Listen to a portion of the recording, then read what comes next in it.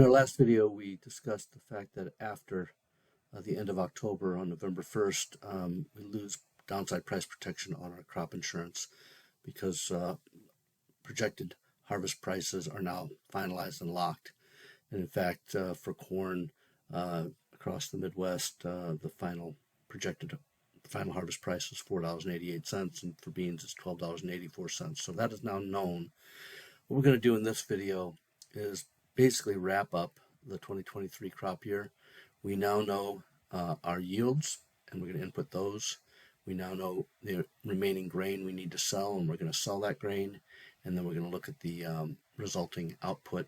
So let's go ahead and do that.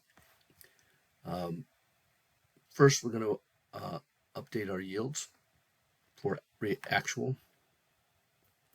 And recall, we had originally projected 213 bushels an acre for the farm and 200 bushels an acre for the county. Well, it turned out that after a rough start and some dryness mid-year, the crop actually ended up coming in better than anticipated by about 5 bushels an acre. So what we're going to do is edit this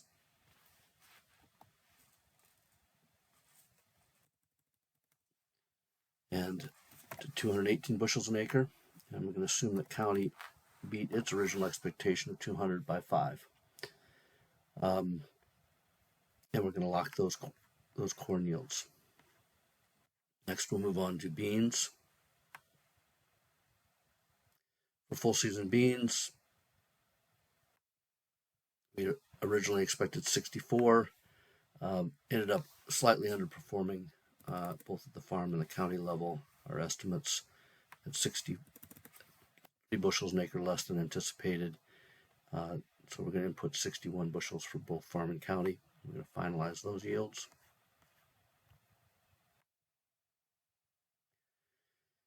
Winter wheat, we had previously discussed, came in well ahead of expectations at 95 bushels an acre, and that's already locked. DC beans had a really rough go of it, and instead of the expected 46 bushels an acre, they're falling short by a pretty significant margin, by at least 10 bushels an acre, 10 bushels an acre. So we're going to put 36 bushels an acre in here and lock those. Now, in doing that, we now can determine a number of things: how much grain we have to sell. We also now know can make a very good estimation of what our crop insurance payments are going to be, because we were able to put in these county yields. Note that these are still estimated county yields, and we won't know those for sure until the RMA releases them in 6 months' time or so, in June or July of 2024. But these are reasonable estimates, but we won't know for sure until those are released, and we won't know our final crop insurance payment until it's released, because we have the SCO and ECO, which depends on those county yields. But we have a pretty good estimate. So now we're going to go back to the dashboard, and we're going to market. We're going to finish up our marketing of our grain, and I'll show you how to go about doing that. Okay, first of all, in terms of our corn, we're going to manage our contracts here. Recall that we had entered into 2 contracts to date on January 3rd and March 10th. The following prices, we had not locked basis. The first thing we're going to do is, we now know these are for December delivery. We're going to put in our basis for December delivery, and basis is actually for corn has rebounded significantly in just the last few weeks, and we can lock corn basis at 24.5 plus, a positive 24.5 cents for our December deliveries. And we're going to lock our basis on this contract as well.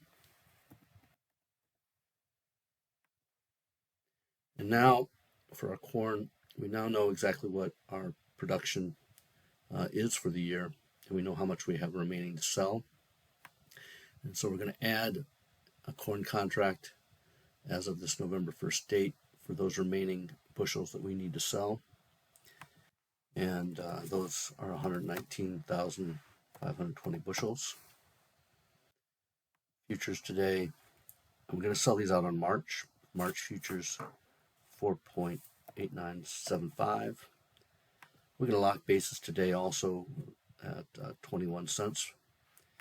And we'll just put in March delivery dates. We'll create that contract.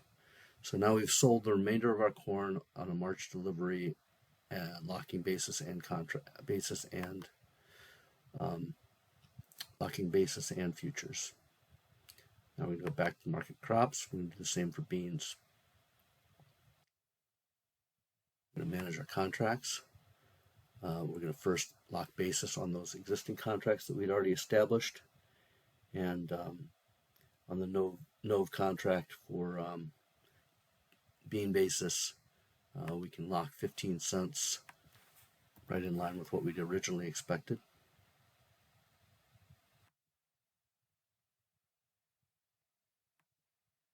So we're going to put our basis in. We just locked that with the terminal so that those contracts be delivered here this month. And now we're going to go add a bean contract, and we're going to sell all the remaining beans out in March. And we have a remaining 35,380 bushels to sell. In the wrong place. 35,380 bushels to sell. Current price as I'm sitting here today on the futures, March futures, is $13.30 and a quarter. And I can lock basis on the March futures at 13 cents today. And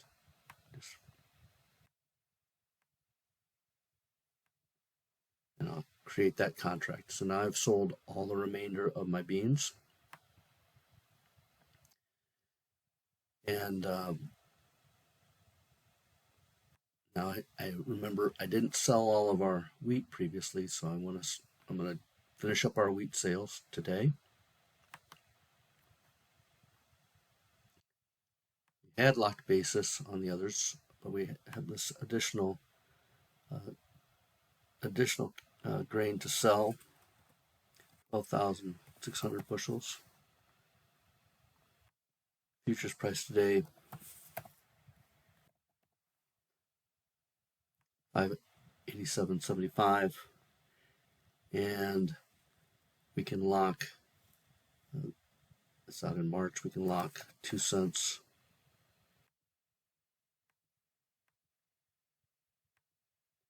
And now you can see we've sold our crop, locked our futures, locked our basis.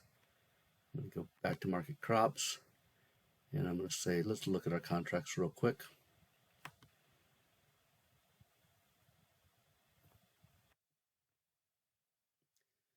And what you see is now we've sold all of our bushels.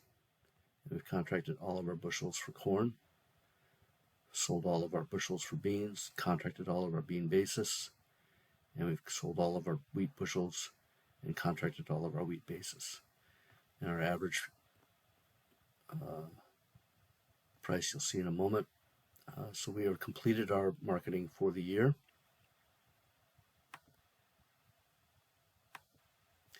Now, what we're going to do is go over to look at our detailed budget, see what that tells us. You'll see now our slightly higher corn, slightly lighter yields, our lower bean yields, and that will flow through. We'll see that because of our outperformance on corn, we have a little less crop insurance on the yield basis, a little less crop insurance maybe than we'd anticipated a day or so before, till we put in that higher corn yield, but still we're getting a payment of $21 an acre, or expected payment. And our pre-tax cash flow is $225,000. And now when we look to our sensitivity tables, pretty much everything's going to be locked. And there you have it. There's nothing else to change. The $225,000 is what we're going to produce for this year. In terms of free cash flow or pre-tax cash flow, there are a couple of things that potentially could conceivably vary. Remember, I mentioned county yields. We put those in as if they're final. They won't be finalized until next summer, and so that could change modestly our crop insurance payment. And potentially, although it's very highly unlikely, if prices fell dramatically, it's conceivable that that title payments could kick in, but it's really very unlikely if our MYA price were to fall substantially. So we basically now have finalized our year, and we're going to produce $225,000 of pre-tax cash flow. In the next video, we'll take a look at what we anticipated at the beginning of the year, and then we will compare that to what we finished the year at and look at those variances.